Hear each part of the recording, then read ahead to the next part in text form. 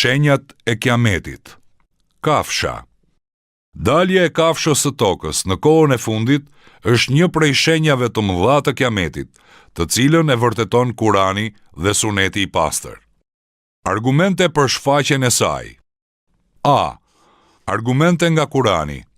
Allahu i madhëruar thot: "Dhe kur të përmbushet fjala jon kundër tyre, ne do të bëjmë që nga toka të dalë një kafsh, e cila do të flasë atyre se njerëzit nuk janë bindur shpalljeve tona." Në këtë ajet fisnik është përmendur dalja e kafshës. Kjo ka për të ndodhur kur të jenë prishur njerëzit, kur të kenë lënë urdhrat e Allahut, e të kenë zëvendësuar fenë e vërtet me diçka tjetër. Atëherë Allahu i nxjerr njerëzve një kafsh e cila u flet për një gjë të tillë. Dietarët në lidhje me fjalët "dhe kur të përmbushet fjala jon kundër tyre" kanë thënë: pra, mbi ta është bërë detyrim dëshkimi, për shkak se ata vazhdojnë të kundërshtojnë, ta teprojnë, të shkatërrojnë, t'i kthejnë shpinën argumenteve dhe fjalëve të Allahut, duke mos medituar rreth tyre e duke mos gjykuar sipas tyre. Ata tashmë nuk i lën gjunahet, për ta predikimi nuk ka sukses dhe këshilla dhe përkujtimi nuk i largoi dot nga humbja. Kur njerëzit të kenë arritur në këtë pikë, atëherë ne do të bëjmë që nga toka të dalë një kafsh, e cila do të flasë atyre. Ajo është një kafsh e cila logjikon dhe flet. Kafshët zakonisht nuk flasin dhe nuk kanë logjik. Prandaj Allahu e nxjerr këtë kafshë që të shërbej njerëzve si shenjë nga Zoti i tyre. Abdullah ibn Mesudi ka thënë: "Përmbushja e fjalës ka për të realizuar me vdekjen e dietarëve, largimin e diturisë dhe zhdukjen e Kuranit."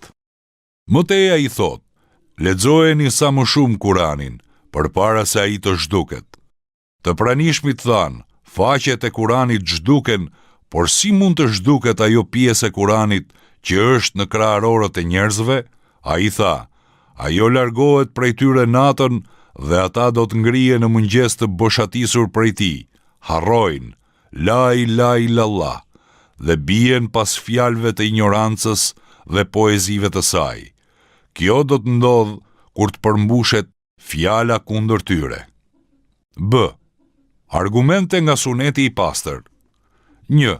Imam Muslimi përcjell nga Ebu Hurera se i dërguari Allahut alayhis salam ka thënë: "Tre gjëra nëse dalin, atëherë nuk do t'i bëj dobi askujt besimi i tij, nëse nuk ka besuar më parë ose nuk ka bërë ndonjë të mirë me besimin e tij: lindja e diellit nga perëndimi, Dexhali dhe kafsha e tokës." 2. Nga Abdullah ibn Amri përcillet se ka thënë: "Unë kam mësuar nga i dërguari Allahut alayhis salam disa fjalë që nuk i kam harruar. Unë kam dëgjuar të dërguarin Allahut alayhis salam të thotë: e para shenjë që do të shfaqet është lindja e diellit nga perëndimi dhe dalja e kafshës ndër njerëzit në kohën e paradites. Cila do prej këtyre të dyjave qoftë përpara tjetrës, tjetra vjen shumë shpejt pas saj." 3. Në hadithin e përcjell nga Hudhejfe ibn Useidi, për shenjat e mëdha të Kiametit, ndër të tjera i dërguari Allahut alayhis salam ka përmendur kafsha e tokës. 4. Imam Ahmedi përcjell nga Ebi Umame se i dërguari Allahut alayhis salam ka thënë: "Kafsha do të dalë dhe do t'i shënoj njerëzit në hundët e tyre. Pastaj ata do të jenë të shumt midis jush. Kur dikush blen një deve dhe e pyesin se ku e ka bler, ai përgjigjet: e bleva tek njëri prej të shënjuarve në hund." 5. Muslimi përcjell nga Ebu Hurera se i dërguari Allahut alayhis salam ka thënë: "Nxitoni t'i kryeni punët përpara 6 gjërave. Midis tyre ka përmendur kafshën e tokës." 6. Nga Imam Ahmedi dhe Tirmidhiu përcjelli nga Ebu Hurera se i dërguari Allahut alayhis salam ka thënë: "Kafsha do të dalë dhe do të ketë me vete shkopin e Musait alayhis salam dhe vulën e Sulejmanit alayhis salam. Me vulën ajo shënjon mohuesit. Një prej transmetuesve të hadithit ka thënë: hundën e mohuesve. ndërsa me shkopin shënjon ballin e besimtarve.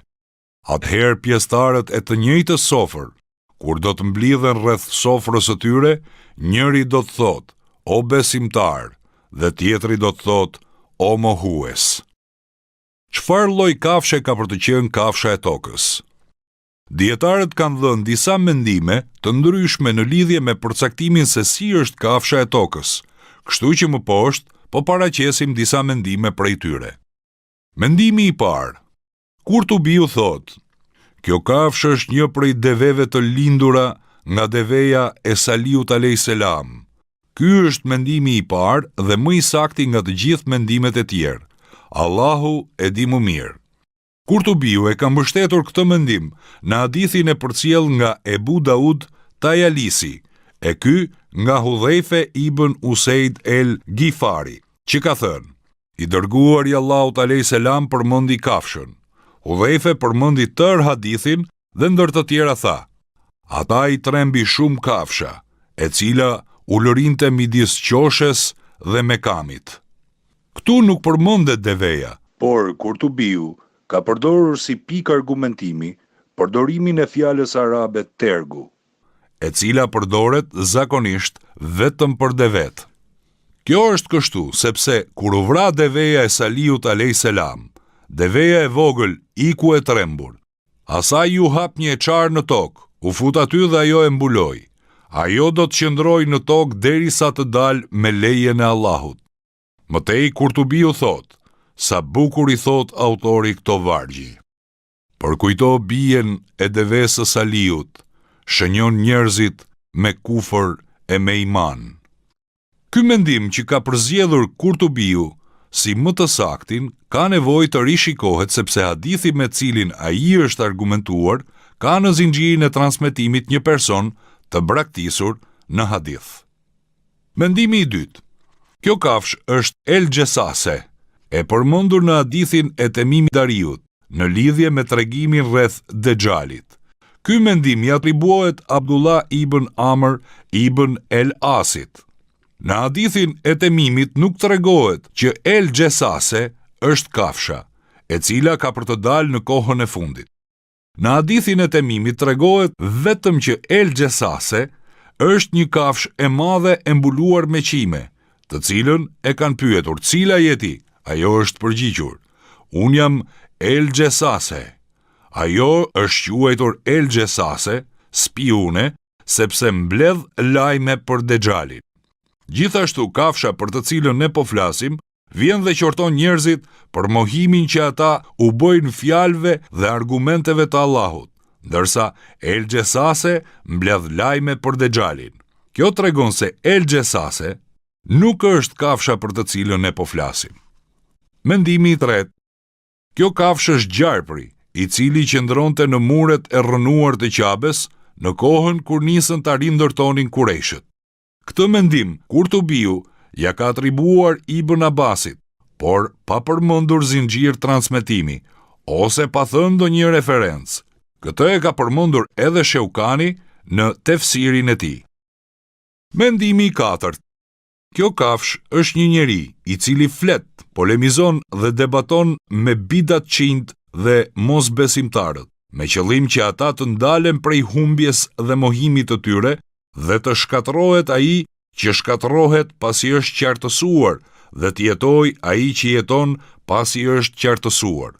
Këtë mendim e ka përmendur Kurtubiu dhe i është kundërpërgjigjur duke thënë se po të ishte kafsha një njeri i cili polemizon me bidatçinjt, atëherë dalja e kafshës nuk do të ishte një fenomen i jashtëzakonshëm apo një shenjë prej 10 shenjave të mëdha të Kiametit. Gjithashtu, ky mendim del nga natyrshmëria e njerëzve me fjalor të saktë, ku dietarët madhërohen. Emërimi i këtij dietari të nderuar, i cili debaton me të devijuarit si një kafsh, e cila del nga toka, bie ndesh me natyrshmërinë e banorëve të tokës, të cilët duhet i nderojnë dietarët e tillë. Mendimi i pestë. Kafsha për cilën bëhet fjalë në këtë rast është emër lloji dhe si rrjedhoj në të mund të përfshihet çdo lloj kafshe që ecën mbi tokë, pa u përcaktuar forma, emërtimi dhe çudirat e saj. Ndoshta kafsha për cilën bëhet fjalë në këtë rast janë viruset e rrezikshme dhe shkatrimtare mbi trupin e njeriut dhe shëndetin e tij. Këto viruse shkaktojnë plagë të shumta dhe janë vrastare.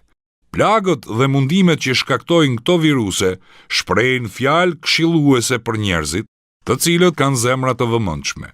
Këto viruse për ata që meditojnë mund të bëhen shkak që ata t'i kthehen Allahut dhe fesë së tij. Ato përmbajnë me të vërtet një argument mjaft të fuqishëm, sepse mesazhet që përcjell situata janë shumë më të fuqishme se mesazhet që mund t'i përcjell gjuha. Këtë mendim e ka hedhur Ebu Ubeje në shënimet e tij në librin e Ibn Kethirit, Fundi, Sprovat dhe Trazirat. Ky është një mendim shumë larg mendimit të saktë për disa arsye. A. Viruset kanë qenë të pranishme që në kohët më të lashta, po kështu edhe sëmundjet shkatrimtare ndaj njerëzve në trupin, të mbjellat dhe në baktitë e tyre, ndërsa kafsha e cila ka për të qenë një shenjë kiametit akoma nuk është faqur. B. Viruset zakonisht nuk shihen me sy të lirë, ndërsa për kafshën askush nuk ka thënë se ajo nuk shihet. I dërguari Allahut alayhis salam na jep të dhëna rreth saj që tregojnë qartë se ajo është një kafshë që shihet me sy të lirë. Profeti alayhis salam ka përmendur se ajo ka me vete shkopin e Musait alayhis salam dhe vulën e Sulejmanit alayhis salam e të tjera të dhëna të cilat ne I kemi përmendur më sipër. C. Kafsha për të cilën bëhet fjalë shënjon njerëzit në fytyrë me shenjën e mohimit dhe shenjën e besimit. Ajo e zbardh ballin e besimtarve dhe vulos hundën e jo besimtarit. Mirëpo viruset nuk mund ta bëjnë një gjë të tillë. D. Duket se ato që e kanë shtyrë drejt këtij mendimi janë kontraditat e shumta në lidhje me përshkrimin e kafshës. Gjithsesi, Allahu ka mundësi për çdo gjë dhe haditheve të sakta nga I dërguari Allahut alayhis salam duhet t'i dorëzohemi patjetër. Pastaj, çfarë pengese ka ndaj pranimit të kuptimit të drejt për drejt të kafshës? Ne asnjëherë nuk duhet largohemi nga kuptimi real I fjalës, nëse kjo është e mundur, sidomos kur mendimi në fjalë bie ndesh me mendimin e komenteve të Kuranit, të cilët kanë përmendur se kjo kafshë është një fenomen I pazakont për njerëzit, sikurse lindja e diellit nga perëndimi. Në hadithe përmendet se të dyja këto shenja shfaqen në një kohë të afërt. I dërguari Allahut alayhis salam ka thënë: E para shenjë që do të shfaqet është lindja e diellit nga perëndimi dhe dalja e kafshës ndër njerëzit në kohën e paradites. Cilado prej këtyre të dyjave qoftë përpara tjetrës, tjetra vjen shumë shpejt pas saj. E rëndësishme është se ne kemi detyrim të besojmë që Allahu I lartësuar do t'u nxjerrë njerëzve në kohën e fundit një kafshë, e cila ka për t'u folur atyre. Fjalët e kësaj kafshe janë një shenjë, e cila tregon se njerëzit e meritojnë ndërshkimin e premtuar, sepse ata kanë përgënjeshtruar argumentet e Allahut. Kur të dalë kafsha, njerëzit kanë për ta kuptuar se ju është afruar kiameti, edhe pse më parë I përgënjeshtronin argumentet e Allahut dhe e mohonin ditën e premtuar. Të folurit e kësaj kafshe nëpërmjet fjalëve, të cilat I dëgjojnë dhe I kuptojnë njerëzit, e mbështet edhe fakti që kjo kafshë është përmendur në suren Neml, në të cilën ka disa ngjarje që tregojnë bisedat midis insekteve, zogjve, xhinëve dhe Sulejmanit alayhis salam. Pra, përmendja e kafshës dhe të folurit e saj njerëzve ka ardhur e renditur me ngjarjet e sures Neml në përgjithësi. Ahmed Shakiri thot, ajeti kuranor tregon qartë me gjuhën arabe që ajo është një kafshë dhe fjala kafshë në gjuhën arabe është mjaft e qartë dhe nuk ka nevojë për komente. Në lidhje me daljen e kësaj kafshe, si një prej shenjave të kiametit, janë përcjell shumë hadithe të sakta.